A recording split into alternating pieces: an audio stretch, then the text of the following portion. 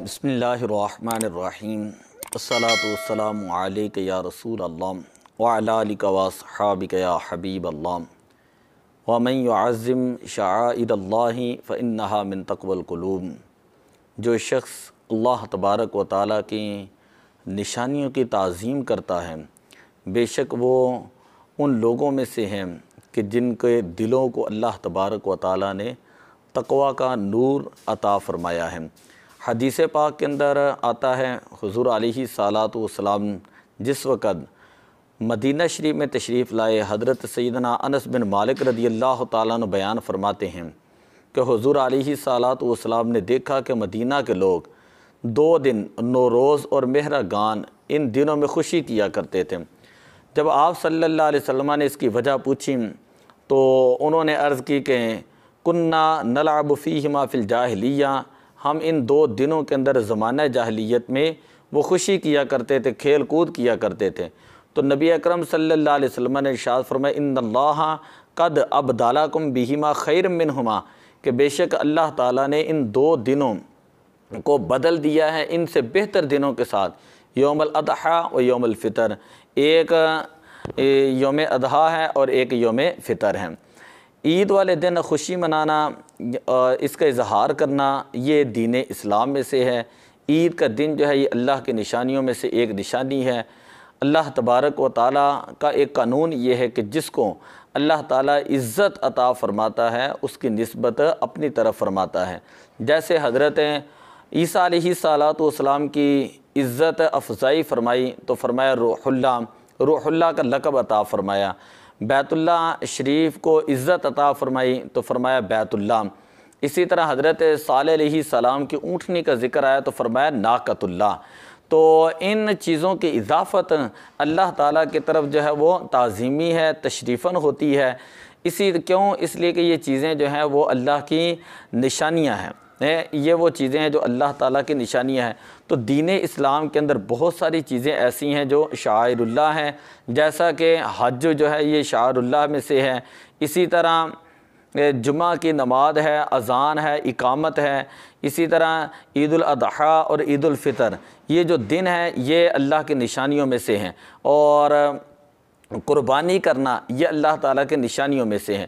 تو جو شخص اللہ کی نشانیوں کی تعظیم کرتا ہے وہ اللہ تعالیٰ کو بڑا پسند ہوتا ہے۔ وہ ایسے ہی ہے جیسے گویا اس نے اللہ کی تعظیم کی، اور جو شخص اللہ کی نشانیوں کی تعظیم نہیں کرتا وہ ایسے ہی ہے جیسے وہ اللہ کی تعظیم نہیں کرتا، اللہ کی نافرمانی کرتا ہے۔ تو اس لیے عید والے دن جو ہے مسلمان ایک دوسرے کے ساتھ معانقہ کرتے ہیں، مصافحہ کرتے ہیں، اپنی دلی قدورتوں کو دور کرتے ہیں اور محبت اور خوشی کا اظہار کرتے ہیں۔ یہ دین اسلام میں سے ہے، ان چیزوں کا ذکر دین اسلام میں سے ہے۔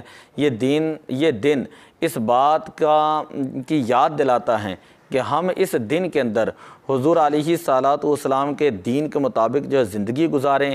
جس طرح رمضان مبارک جو ہے وہ گناہوں سے ہم نے توبہ کر کے گزارا، روزے کی حالت میں قرآن کی تلاوت کے اندر، اسی طرح ہم پورا رمضان شریف اللہ کی اطاعت اور فرما برداری کے اندر گزاریں۔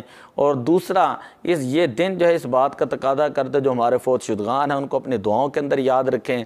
جتنے عالم اسلام کے مسلمان ہیں، فلسطین میں ہیں، کشمیر میں ہیں، بوسنیا میں ہیں، برما میں ہے، عراق شام کے اندر ہے، ان تمام کے حق کے اندر ہم دعا کریں، اس لیے کہ نبی اکرم صلی اللہ علیہ وسلم نے فرمایا المؤمن للمؤمن کالبنیان، کہ مومن کے لیے ایک عمارت کی طرح ہے، یشد بعضہ علی بعض، جس کی ایک اینٹ جو دوسری اینٹ کو مضبوط کرتی ہے۔ اسی طرح ایک حدیث پاک کے اندر آتا ہے نبی اکرم صلی اللہ علیہ وسلم نے ارشاد فرمایا المسلم للمسلم کالجسد الواحد، مسلمان کے لیے ایک جسم کی طرح ہے کہ جس کے ایک حصے کو تکلیف ہوتی ہے تو سارا جسم جو ہے وہ تکلیف محسوس کرتا ہے۔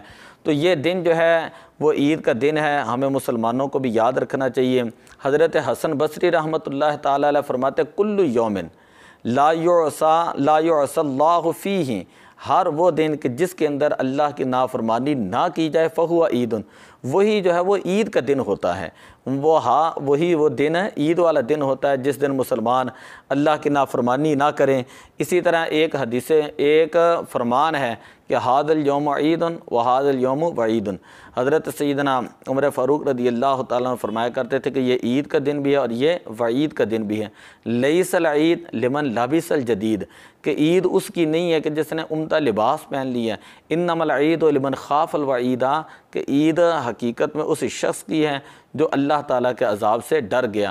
تو اللہ کی بارگاہ میں دعا ہے کہ اللہ تعالیٰ ہمیں عید کو اپنے احکامات کے مطابق گزارنے کی توفیق عطا فرمائے، اور اپنے دلوں سے دوسروں کے خلاف جو نفرتیں ہیں، قدورتیں ہیں، حسد ہے، کینہ ہے، اس کو دور فرمائے، دلوں کو بالکل شیشے کی طرح پاک اور صاف فرمائے۔